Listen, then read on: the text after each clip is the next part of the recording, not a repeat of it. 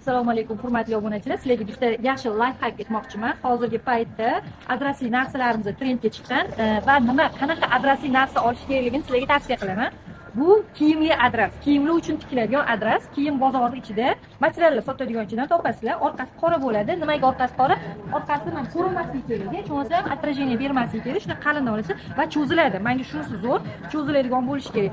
Oddiy adreslardan olsanglar, bunaqa effekt chiqmaydi. Imini mana shunday to'kilib turishini, bunaqa qachilali bo'lib turishini xohlasanglar, aynan mana shunaqa kiyimli adres olinglar va albatta qizil, qanaqadir sariq rang bo'lmasa, qanaqa oddiy холодный rang bo'lishi kerak adresingiz. O'shanda chiroyli kontrastli svet chiqadi, zo'r chiqadi. Men sizlarga tavsiya qilaman.